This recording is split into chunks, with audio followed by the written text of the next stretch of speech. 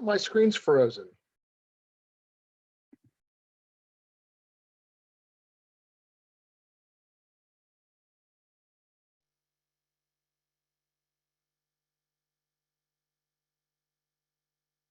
Okay. Okay. Yes. All righty. Yeah, all set. So my name is John Goldberg, and I work at Public Works in the project management section.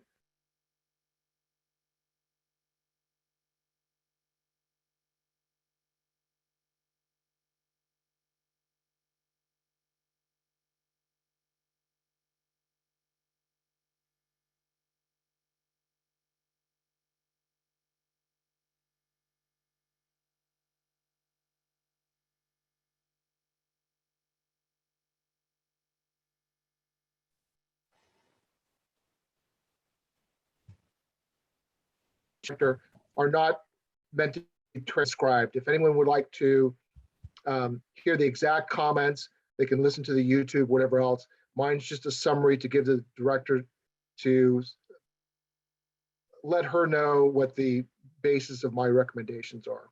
So with that, I have had a few internet problems. So for some reason I disappear, it loads right back on. So I apologize in advance if that does happen. So with that, the way we'll go is I'll call the hearing, the item number. The department will make their presentation. We'll hear from the appellant, and then any public comment. And please direct your question to me. It's not a debate between various people. So with that, we'll start with item number 2 on the agenda, public comment. Members of the public may address the hearing officer on matters that are within the department's jurisdiction, but not on today's agenda. So are there any public comments?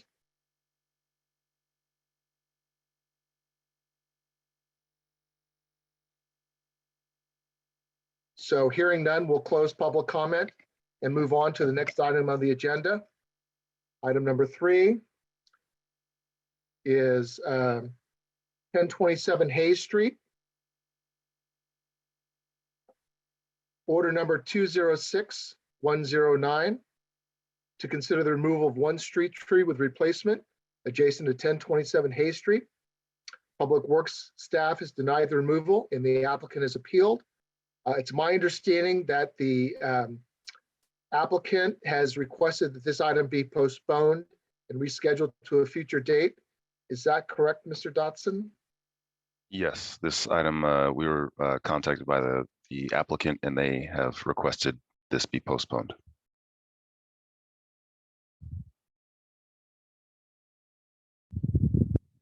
Yes, 1027 Hayes Street. Correct.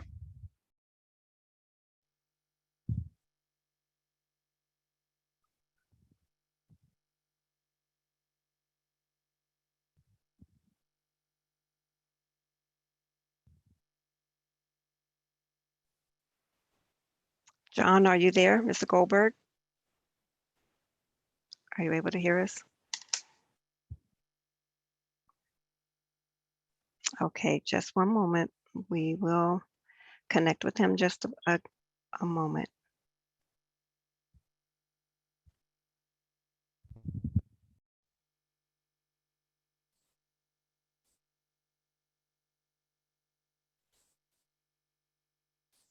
I apologize, it happened. Okay. So, but I'm back. So Yes. we are moving on past 3. Is that correct?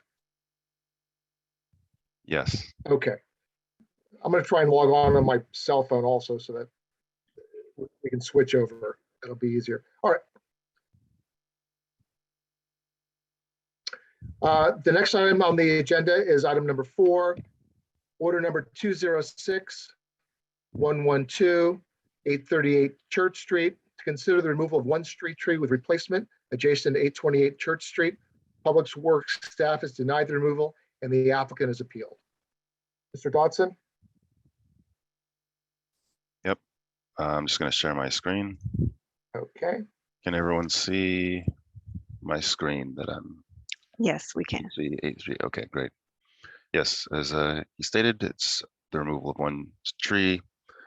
Bureau of Urban Forestry staff has approved and the applicant has appealed. I'm sorry, the Bureau of Urban Forestry staff has denied, and the applicant has approved or has appealed. Excuse me. So here we see kind of a street view of the carob tree.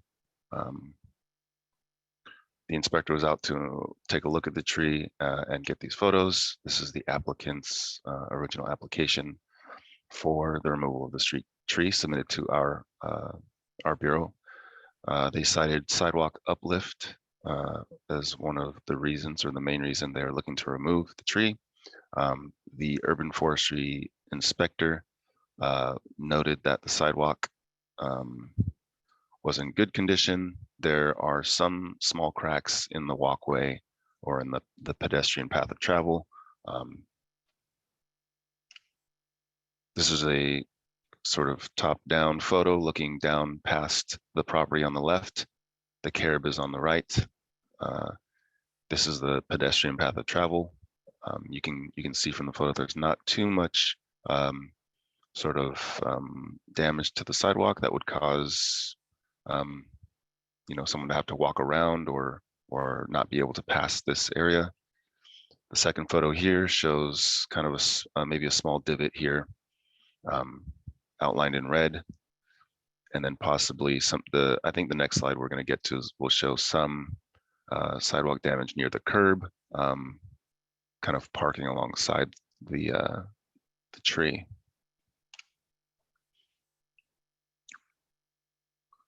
There's some uplift as noted in this photo, kind of at the base of the tree here.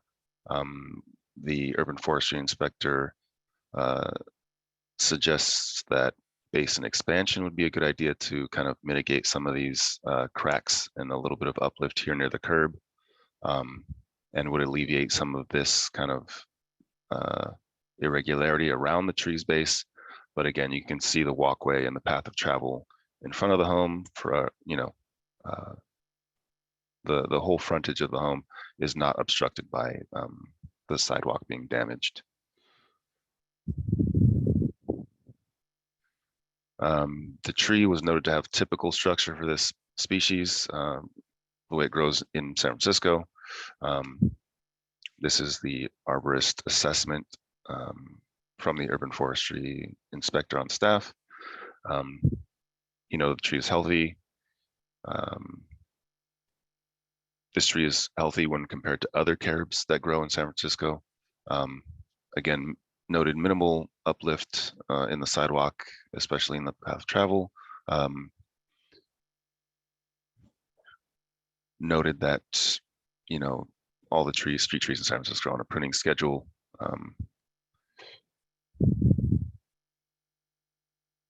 And, maintenance of trees is on a pruning schedule, which can be looked up online, but, particularly because this tree has a sort of weeping kind of growth habit, perhaps if that's causing some issues, that can be addressed. But again, sidewalk, the tree's in good condition. Sidewalk has minimal damage. There's no significant signs of decline for this tree. And to be consistent with how we've handled similar cases, BUF would not approve a tree's removal based on the condition of the sidewalk that we saw on site. Thank you.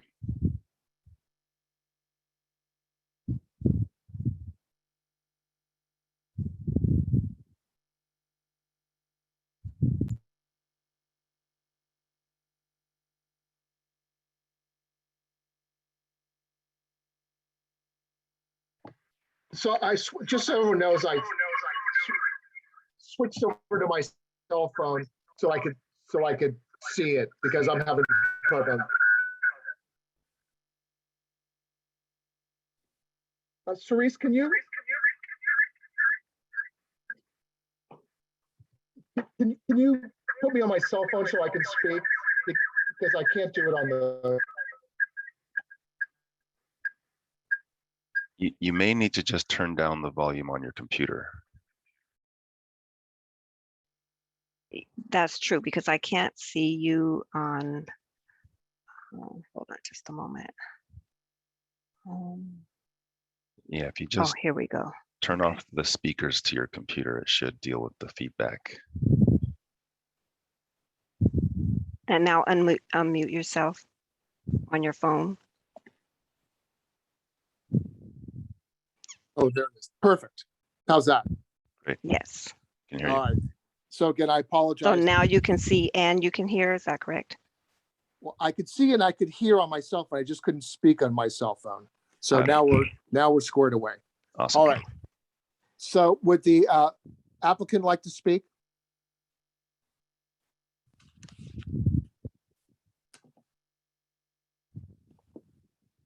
Is the applicant present and like to speak regarding the appeal?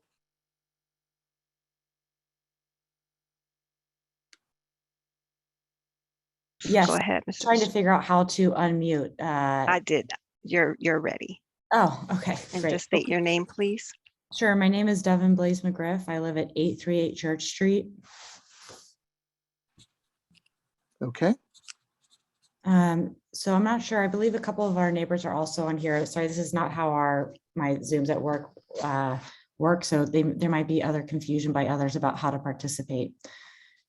We had 12 points that kind of hit varying areas. I'm not sure if you'd like us to start in any one category, but if it's okay, I can just start with the visuals. It looks out of context with regards to the neighborhood. There's no other tree on this street, nor up the street, nor down the street that is this size. It sits about 3 times larger than the other tree on the street. And so it doesn't, there's no homogeny of the rest of the neighborhood. Second point is that if a replacement tree is needed to protect the neighborhood character, the replacement tree could be compatible with the rest of the cohesiveness of the neighborhood. Getting a similar tree, there's a list of about 22 trees recommended by the Friends of the Urban Forest within San Francisco, all of which the rest of the trees on the street are, and this tree is not. And it kind of shows its size and out of characterness right in front of our house.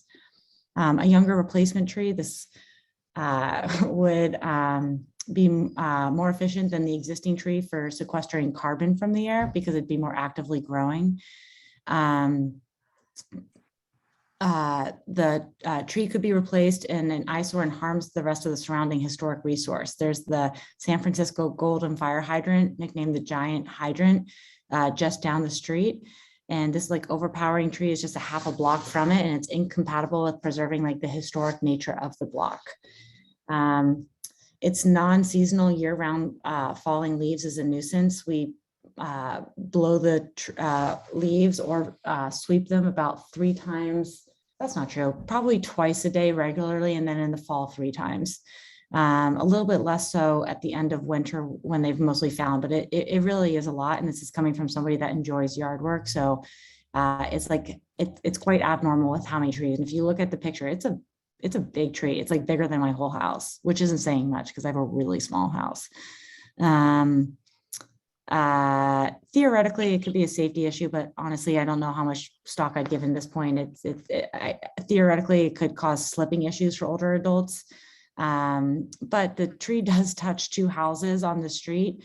And it has like rats have gone from the tree to the houses. And then, so that's just kind of gross.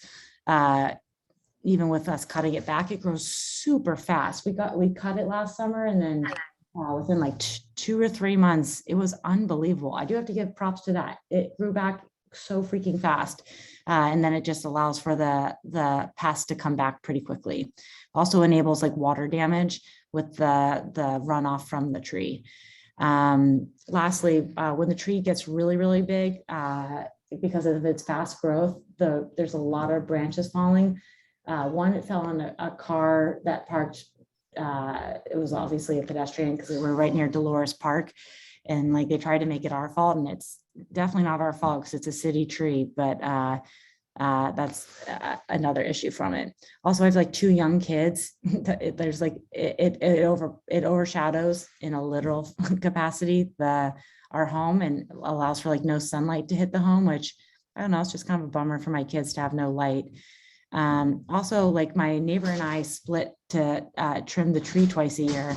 It's 2,500 in trimming costs, I don't know, it's just like a lot. It's like, and it's a constant, and the city doesn't cover it.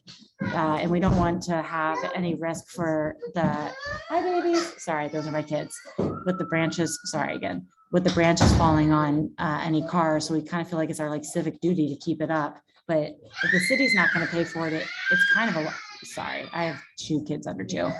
That's okay.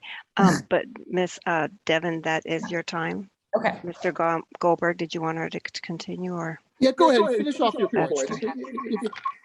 Okay, I only had one more point. Sorry, I am being a little verbose. Lastly, like if we widen the root base, it would be expensive and cost safety hazards by like widening the width of an already kind of narrow. And I could totally understand a rebuttal of like, well, that looks like a pretty big sidewalk, but we're literally on the block that's the corner of Dolores Park. And, you know, probably like April or May through October, it is packed. And there's just like droves of people coming all the time. So I prefer not to do the expansion. So yeah, sorry. Anyways, that's the end of my points. Thank you for listening to me. No, thank you for bringing it up. Thank you. And we have Teddy Thang. Go ahead. You should be able to speak and unmute yourself. Okay, thank you. Thank you for letting me talk. One is in regards to the report that was just shown, I think a lot of aspects of that report are misleading. When it takes like a picture of the tree, it takes a picture of the healthy side. If you take a picture of the other side, the tree looks completely different and not like any other carob that I've ever seen in San Francisco, and I lived here all my life. So it doesn't seem very healthy. And I think that's also why the leaves and the branches are falling much more frequently than any other tree that I've noticed. The pictures are also somewhat misleading because, as Devin said, we're on a hill. We're on a super steep hill. And so it's very hard to walk up that hill. And you can't see that from the pictures, but the tree, it's already taken a lot of space of the sidewalk. If we took even more space of the sidewalk, especially on the weekends when so many people are going to Dolores Park, there's a lot of people traveling up and down that hill, and I think it is a hazard. Third, if you notice again on the drawings there, you can see where the sidewalk has been replaced, I think just a few years ago. I mean, Devin and Chris just moved in, but just before that, the old owner of 838 Church, they replaced that sidewalk already. So we're constantly having to replace that sidewalk. And as far as being on a pruning schedule with the city, nobody has come to prune the tree. And I think we've called into the city a number of times and nobody has come. So we have been pruning the tree like twice a year, and it is very expensive. Economically, it is a burden for us to do that. The last point that I want to make is that it is extremely out of the neighborhood style.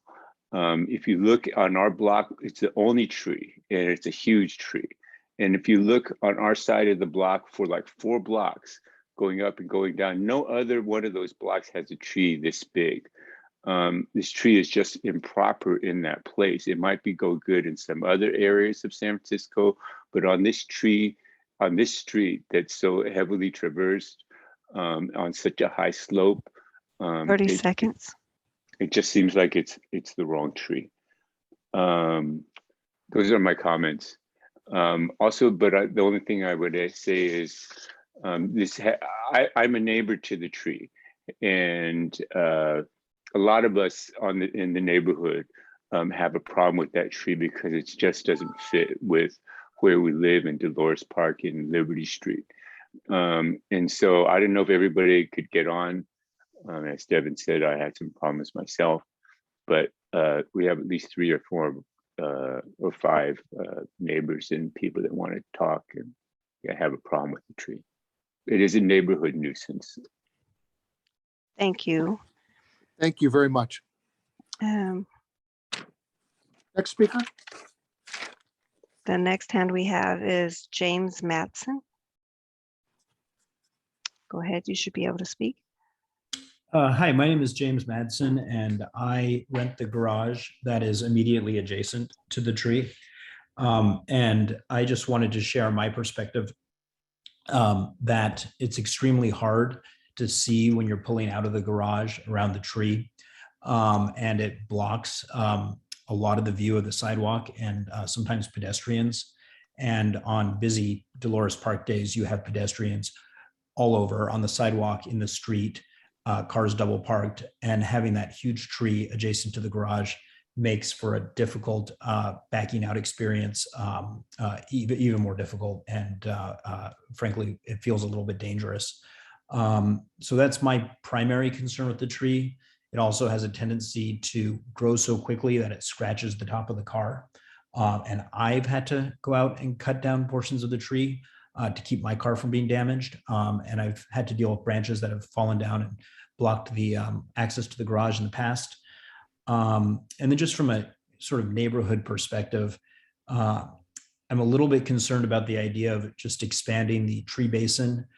We have a lot of trash problems on park days, and tree basins seem to be the #1 place where people throw bottles. And a lot of times they'll break the glass. And we have a young dog, and I know that Devin and Chris also have a dog. And I think the more tree basin area there is, the more dumping we're going to get from people coming back from the park. And I think it'd be really better to minimize the amount of broken glass and trash in the neighborhood, because it's already a big problem we've got. So thank you for the opportunity to share. And those are my thoughts as a neighbor. Great. Thank you very much, Mr. Madsen. Next.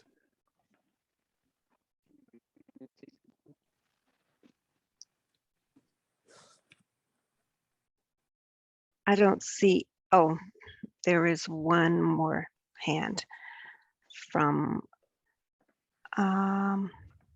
is this Ed Gilbertson? Are you a property owner as well? You should be able to unmute yourself. Can you hear me now? Yes, we can. Okay. Are you one of the property owners or a public? We're at 832 Church Street, which is right next to 838 on the downhill side. And the thing that I would say is it is a very steep hill, and we're older people. I'm in my mid 80s, and that tree sheds leaves throughout the year, and it gets pretty slippery out there. And well, Devin and Chris try to keep it pretty clean out there. Nonetheless, it's continually dropping trees. And a couple of people have mentioned branches dropping. And I don't know if Chris and Devin had moved in yet, but in addition to the large branch that dropped on the street against a car, there was a large branch that dropped on the sidewalk and almost hit our house. So we would very much like to see a more appropriate tree planted there that will cause less of these year-round problems and be more compatible with the other trees in the neighborhood. Okay. Thank you, Mr. Gilbertson. Any other speakers on this? We have members of the public with their hands raised. We have Okay. Josh Clip. Did you want to move forward with that? Yes, Mr. Okay. Clip, if you'd like to speak. Go ahead. You should be able to unmute yourself. Thanks. Can you hear me? Yes. Yes. Thank you. Yeah, so just for some context, San Francisco has the smallest urban canopy of any major city in the United States. We do have an urban forest plan designed to address this that was rolled out in 2014, which called for the adding of around 2,500 new trees a year until we reached 50,000 new street trees by 2034. And as of the summer of 2021, we are thousands of trees behind in that plan. We are losing, not gaining funding for planting trees all over San Francisco. We're not even close. And meanwhile, our city's 2021 Climate Action Plan calls for compliance with that urban forest plan because it is a critical component to our city's future climate resilience. So with that in mind, I make the following points. Leaves falling off a healthy tree is not a reason to remove it. That the historical character of a healthy tree is not a reason to remove it. The fact that a tree is habitat, even if that's habitat that we don't enjoy, is not a reason to remove it. That repeated pruning is not a reason to remove a healthy tree. That is, by the way, the city's responsibility, as well as branches which may fall from that tree is also the city's responsibility. As far as shade goes, my guess is that the tree was there before the current residents moved in, and that was probably a known factor. As a matter of fact, poorer neighborhoods all over San Francisco would love some shade, as they suffer disproportionately from lower canopy percentage and climate-fueled urban heat islands and all of the health impacts as a result of that. As far as sidewalks go, that one is in pretty good shape for San Francisco. As Marcus pointed out, the uplift is not in the path of travel. And in any event, sidewalk maintenance is now the city's responsibility following the passage of Prop E back in 2017. Also, just a point that as trees become more mature, they sequester more carbon, not the other way around. It takes decades for a small tree to catch up to the carbon sequestration of that existing tree.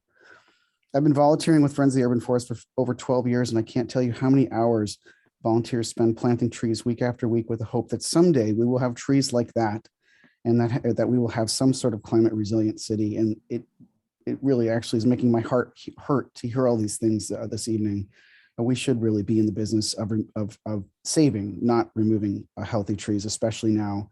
And I would respectfully request that the Bureau sustain its denial of the request to remove this tree. Thank you. Thank you, Mr. Clip. Other members of the public?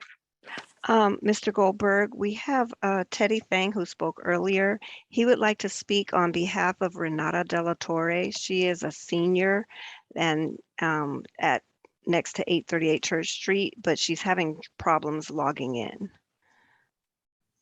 Is that acceptable, or? We're only supposed to speak once, but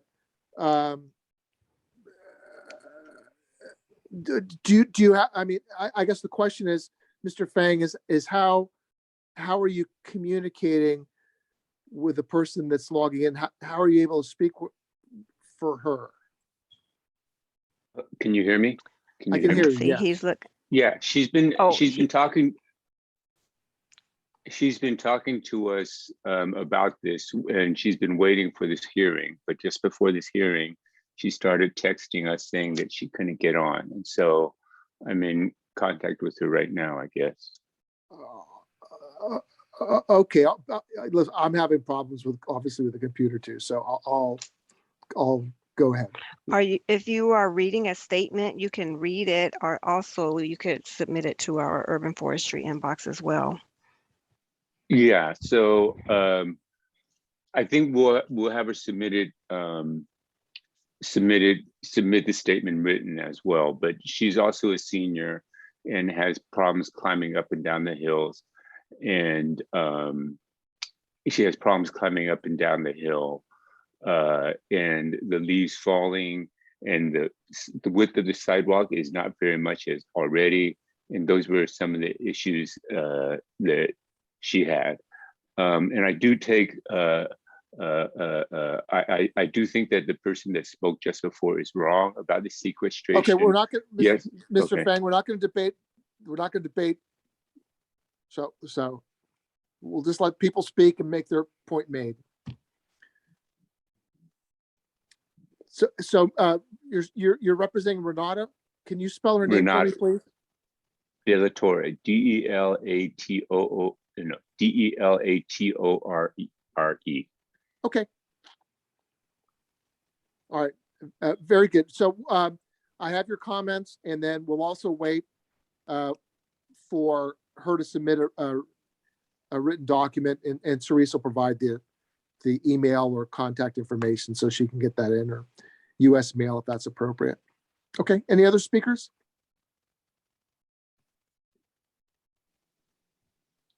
Cerise, are you aware of anyone else? Oh, it looks like yes, Mr. we do Nolte. have Mr. Nolte. Okay. Mr. Nolte, go ahead, please. Good evening. I have some concerns about looking at the area and being a block away from Dolores Park. Those trees are tall, and then also a tree across the street is also as tall as this one. So that the height of the tree is approximately the same as some other trees in the immediate area. It's just that these people are, for whatever reason, don't want to maintain a tree and the cost of the tree. And I think the city should be looking into how to help them in the maintaining of the tree, and also hearing that they are pruning the tree twice a year. Do they have permits to do that? I mean, Well, Mr. Nolte, we're not going to ask questions. We're going to make statements and go from there. Well, but that's a statement they made, that they're pruning it. So that's one of the reasons why it's growing bigger, because each time you prune Mr. something. Nolte, they can make Correct. statements. You can make statements also. Okay, fine. Then lastly, apparently the tree has been planted. The tree is healthy. The tree is, and I would like the assessment by the arborist to be upheld by the hearing officer. Thank you. Great. Thank you very much, Mr. Nolte. Any other speakers on this item? I don't see any other hands at this time. Okay. Mr. Dodson, do you have a sense of when the city plans, or are you aware of any immediate plans or near-term plans for the city to maintain the tree or come out and do an inspection? Or Yeah. So although I don't have the specific timeline for this individual tree adjacent to this property, in general terms, every tree in the city is scheduled to be visited by the city about every 3 to 5 years, depending on its growth rate. It's also the capacity that we have to address every tree. If trees are becoming a problem because they are not meeting minimum pruning standards that are set by the city, we have an avenue or a pathway to address trees sooner than the regularly scheduled maintenance. And the maintenance schedule is online, and if anybody's interested in seeing that, we can give them info as far as the link where you can plug in your address and you can see exactly when your tree is scheduled for maintenance. But as I said, if the tree is becoming, it's crowding a street or impeding pedestrian path of travel or vehicle path of travel, or it's causing damage to the facade of a building, if it's growing into a building and, things like that, then we have a pathway to expedite the pruning for that particular tree ahead of schedule. So we can go through that. are you aware if this tree has been slated for such expedited pruning, or has that request been made? I would have to dig into our tree database to get that information. I'm happy to do that. I don't have it in front of me at the moment. All right, very good. If you could research that and get that Sure. to me, I'd appreciate it. Sure, not a problem. Okay. Any other comments on this item before we close it and move on to the next item? I did want to make a couple of comments. Certainly, please. Oh, thank you. I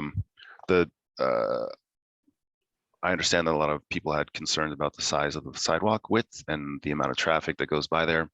The basin expansion would be parallel to the street. That would help alleviate some of the, confining some of the routes.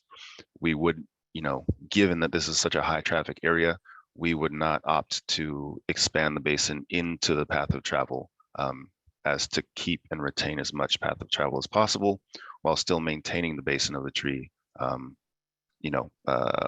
parallel to the street and parallel to the path of travel, so that is maintained and people aren't losing that. And then I spoke to the pruning as well, which I'll get you the information for that. Great. I would appreciate that. Thank you. Okay. Very good. Anything else from anyone? Okay. Cerise, if there's no one else, we'll close this item and move on to the next item.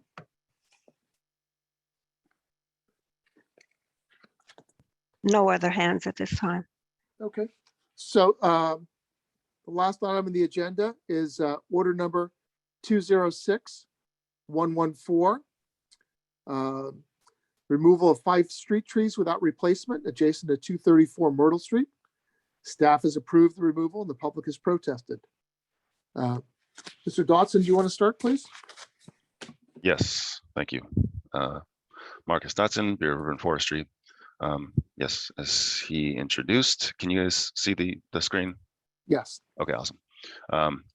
Those removal, an application for the removal of 5 street trees. Staff is approved and the public has protested. This is kind of just a street shot of the trees on the right-hand side there. This was a permit for the adjacent project on the 101 Van Ness Avenue side, so on the left side of the street. These particular trees were inspected by the urban forestry inspector, and he pointed out these kind of deficiencies in these particular trees on Myrtle Street. Competing codominant stems, previous branch failures, the active or live crown ratio is low, reduced canopy vigor, and this street is narrow, as you can see. When large trucks would travel down this street, they would repeatedly be hit, or it would cause tear outs from these branches. It's just not a great fit. The sidewalk is about 6 feet, I would guess, from the photo there. It's a tight squeeze for the traffic, and it's causing the trees to be damaged pretty regularly. Let's see.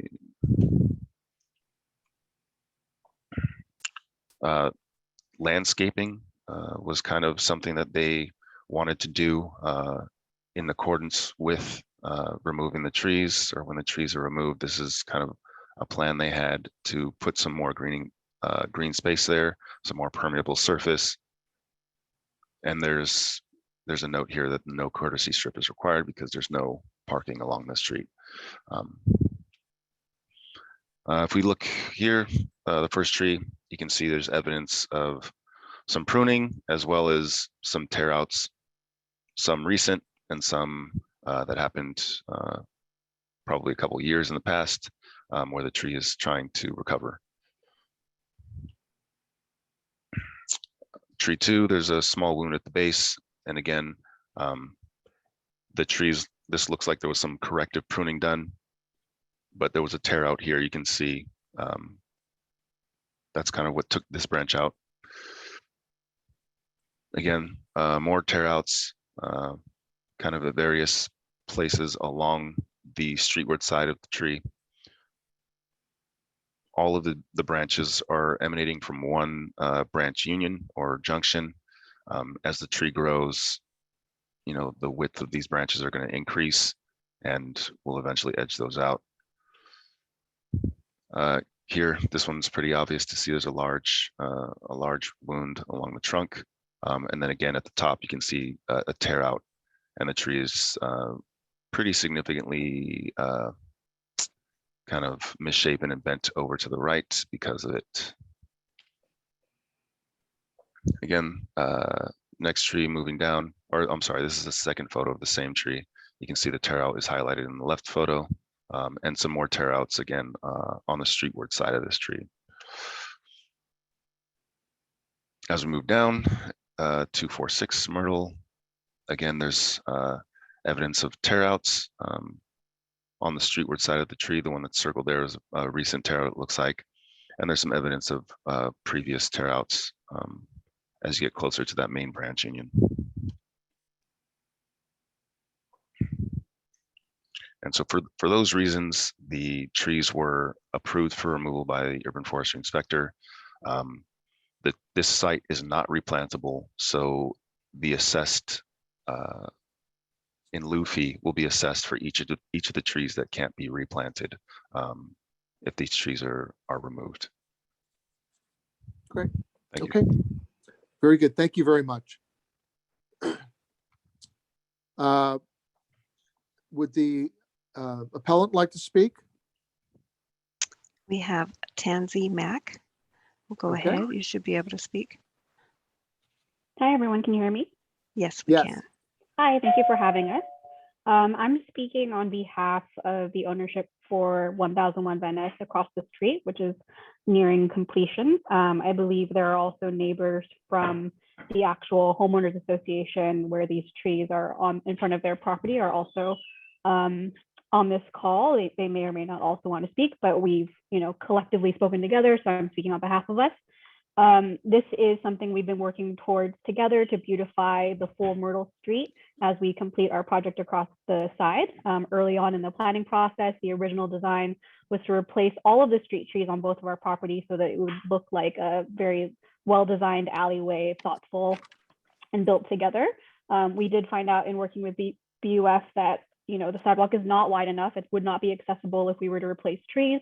So we pivoted to the landscaping plan that was presented just a few minutes ago that we think will really work for the neighbors, provide them some protection, provide as much greenery as possible, but also maintain the accessibility of the sidewalk there. What you're not seeing in the photos, if you took them today, is that we've finished the landscaping on our side of the street on 1001 Van Ness. So there are actually more street trees on that side than there were previous to our project's completion. So that is not a treeless Myrtle Street at all. The other thing to note, as was also discussed, is that the tree condition was not good to begin with when we had our arborist report done in 2019 and have visibly worsened throughout the course of construction. But even beyond that, with just regular delivery trucks, whether it's UPS or FedEx or something else, other maintenance, we've seen those continue to clip the existing trees because of the narrowness of the street. And it is a two-way street for some reason. That's pretty much it. Thank you for your time. Very good. Thank you, Ms. Mack. Next speaker.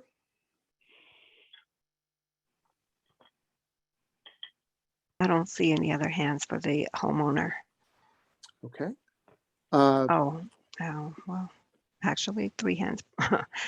Michael Murray, are you one of the homeowners? I am, yes. Okay. All right, go ahead. You have 3 minutes. Okay, thank you. I hope not to take 3 minutes.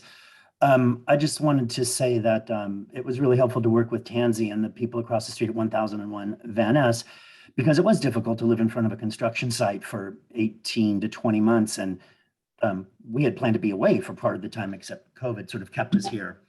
And, we really liked to have the trees here. And because they are damaged, because they are unhealthy, and because we will then mirror sort of what they've done in terms of landscaping on the other side of the street, I think it will make the block look beautiful. And to the point that we actually will have more trees on the block than we started with, I think is fantastic, because we do like trees in the city. So that's why we're hoping that the landscaping that we get, which will have some greenery about it, will be a wonderful replacement. And we won't have to be concerned about hanging branches that might fall on our heads as we go outside. So that's all I wanted to say. So thank you so much for this hearing, and thank you for allowing me this time to speak. I appreciate it. No, thank you, Mr. Murray. Mr. Murray, you're a resident of Myrtle Street? I am. Okay, very good. I don't know if you can answer this, or maybe Ms. Mack, who's going to maintain the landscape, the landscaping on? Is that going to be made by the project or by homeowners or what? That's a good question. And if we've talked about, and I may put it back to Ms. Mack again, if we've talked about that, because this process had been so ongoing, we weren't sure it was going to come in or not. And so I think we were waiting to see if it was approved, and we would go from there and then talk about it. As I recall, if we did talk about it, I don't remember. All right. Well, I'm still not sure if it's going to be approved. That's up to the director, but I'm just curious so I can present that information to her. Ms. Mack, are you still on the line? Are you able to respond to that? Just a moment. Let me unmute her. Let me find her in the list.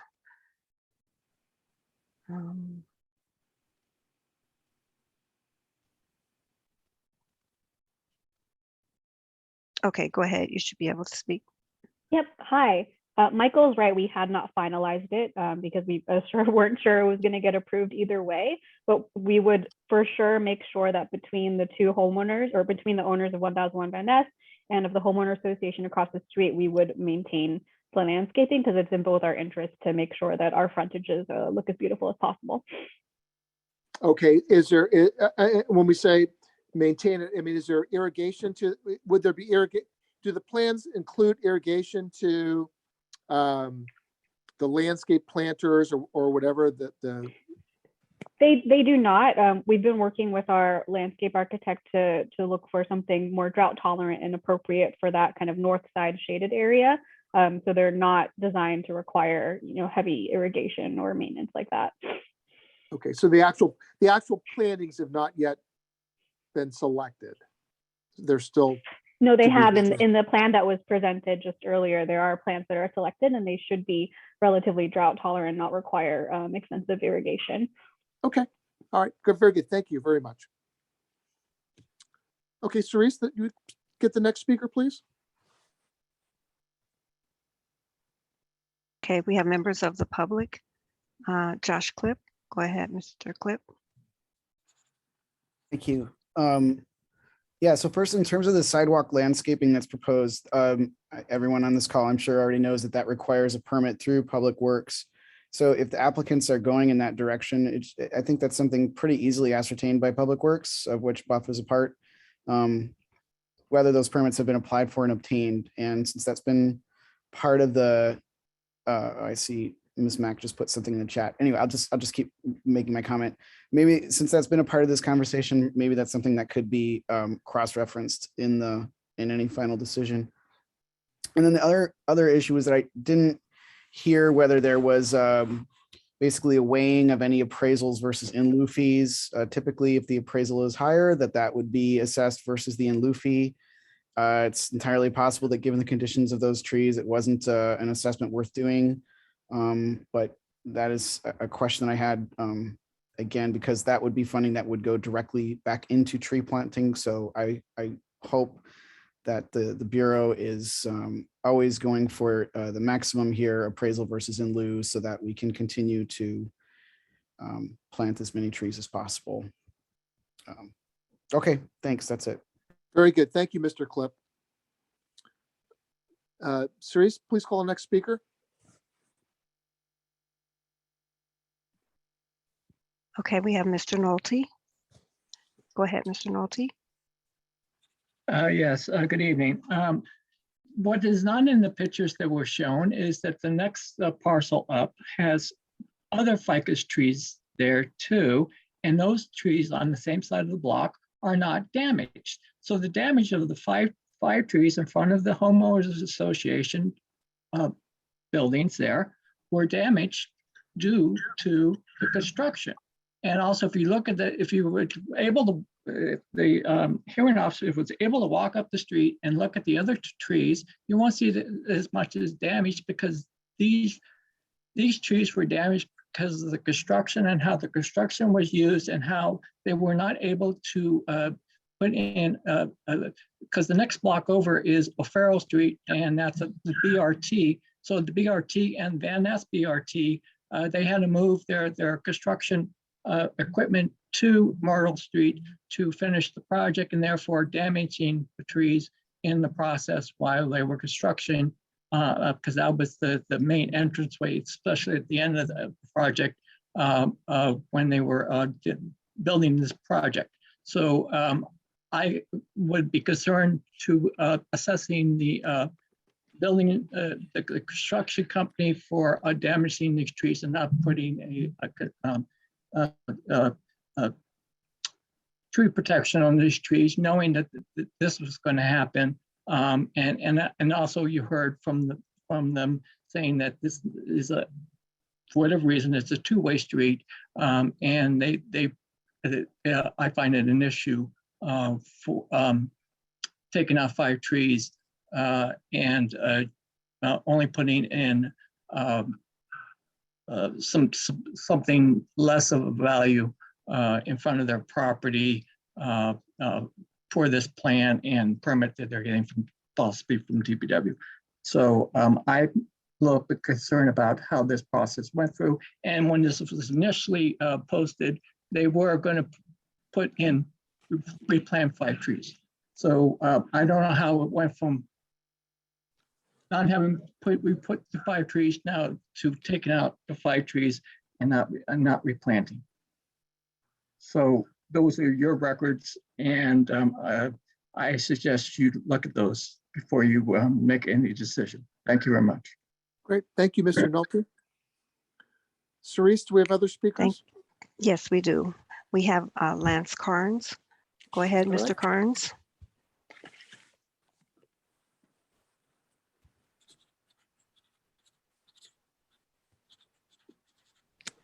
Hi, can you hear me now? Yes, Yes, we Mr. can. Carnes. Okay. I took a look at those trees from photos online, and they look pretty good to me. There's a very similar site at the main library, not too far from this Myrtle Street. And they recently had to do a fair bit of trimming on the Hyde Street frontage. They had to trim because there wasn't 14-foot clearance. So they went in and gave these trees a nice haircut so they would easily allow a 14-foot truck to pass beneath. And on the other frontage on Grove Street, did the same thing. They pruned things so that they would last and be protected. So I would recommend. I don't see why you can't just trim these trees. The city has lots of money to trim trees, doesn't have a lot of money to replace trees, and I think that could be done. I would recommend you consult a experienced arborist to determine that. And I think the library trees were assessed by an experienced arborist, and it was determined that the pruning would be sufficient. I also like to point out that the Urban Forestry Council published its annual report, not too recent. And it turns out we're really out of money. We're really out of trees. And one way to save trees is not cut them down. So here we have an opportunity to save 5 trees for our city. So I would make every attempt to retain those trees. And I don't think, I guess that's about my comments, end of my comments. Thank you. Great. Thank you very much, Mr. Carnes. Okay, and we have the last name is OCHS. I apologize. I'm not certain how to pronounce it. First name Casey. Go ahead. You should be able to speak. Hi, thank you. This is Casey. I'm one of the residents at the Myrtle Street Flats. And, 2.5 years of demolition of the old building and building up the beautiful new building that's there now, we've seen firsthand not only the damage that has been done from the construction, but you could tell by looking at the pictures that were shown earlier that there is a lot of old damage there. So, this is an ongoing problem, not just because of construction related trucks and equipment and whatnot going up and down our street. Our street is extremely tiny. And you really have to see the trees and our street in person to get the full effect of their health and just the dynamics of how those trees fit into everything else that's going on the block. So looking at pictures online do not give you the full view. I can say I've been outside standing in front of my flat and I had a big giant tree branch fall and almost hit me in the head. So it's a safety concern, and you saw in the pictures that were shown earlier in this discussion, you definitely could tell from those pictures that these poor trees over the years, and not just the last 2.5 years, have just been battered because they are so close to the street. Also, I would say that when we first had conversations with the developers at 1001 Van Ness, we did have hopes of being able to replace those trees with other trees. And, maybe that was like a fantasy or something, but, we had the idea of maybe replacing them with myrtles because it's Myrtle Street. But because our sidewalk is so narrow And because the street is so narrow, we understandably cannot replace them with new trees because then the sidewalk would not be accessible.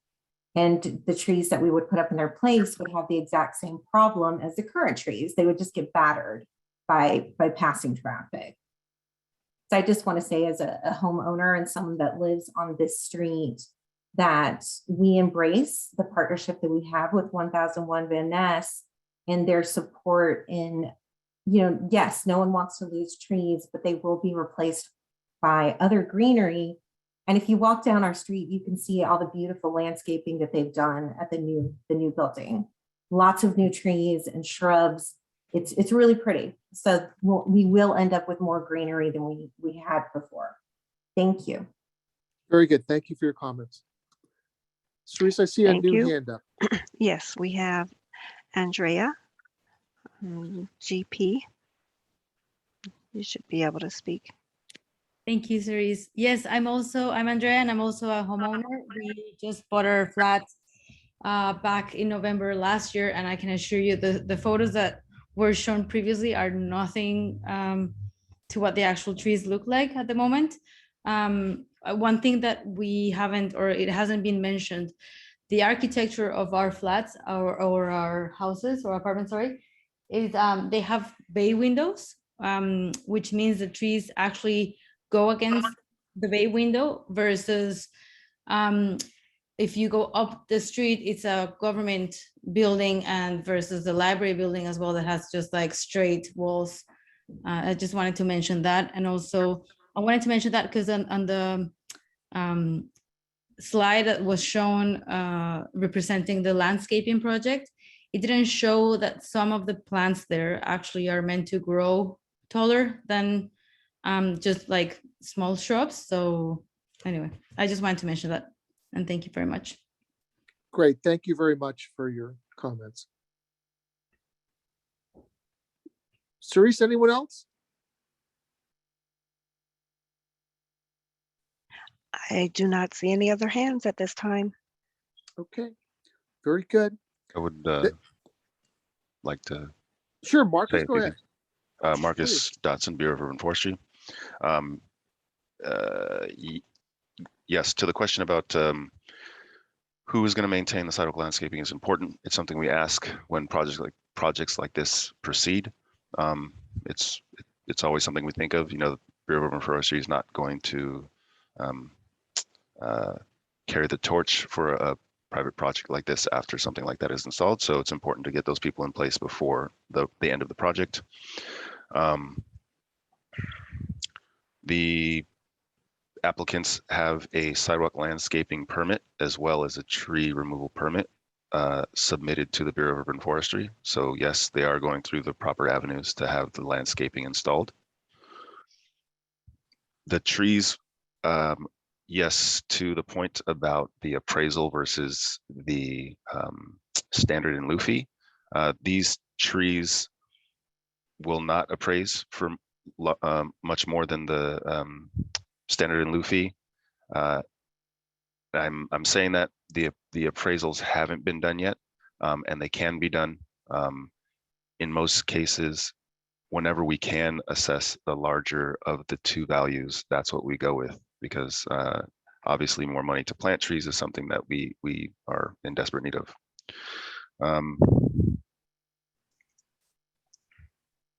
It's typical for projects to propose a certain number of trees to plant to offset any trees they want to remove, be it one tree to propose for removal or several. It's typical for plans to propose planting X amount of trees. They don't know that they may not be able to plant trees at the beginning of their permit process. So they come to us, and unfortunately, in a situation like this, the sidewalk is too narrow, and we have to give them the bad news that if these trees are removed or approved for removal, they can't be replaced. So that's why our records may show that they have an application and records of site plans showing trees being planted, when the fact of the matter is that it's not possible in that location, given the current minimum planting distance requirements. Trees that are pruned out of the way of traffic to prevent them from being clipped by traffic. You know, the 14-foot minimum standard on the street side requires the trees to be significantly larger than 14 feet. We don't want to remove more than 25% of a canopy of any given tree. Younger trees, you might be able to push it to 30%.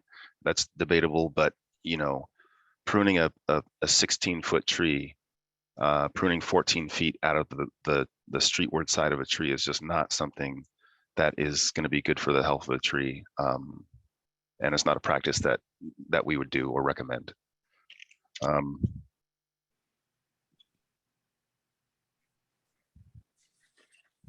And I think that was all of the points that I wanted to cover. Thank you. All right. Very good. So I will start to work on this and hope to get it to the acting director by early next week. I believe, Mr. Fang, you were going to work with Ms. Delatorre to get comments into so they can be included.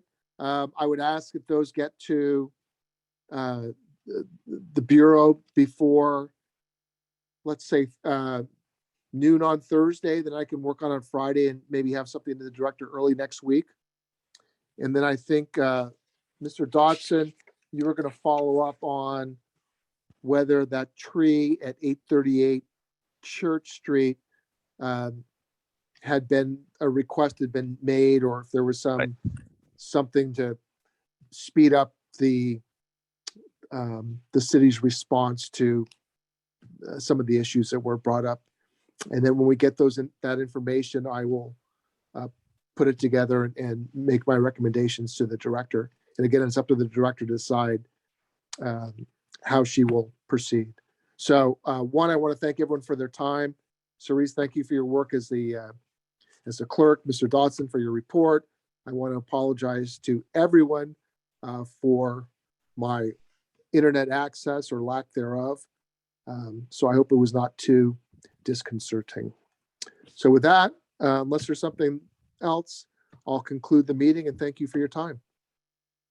Thank you. Thank you very much. Thank you.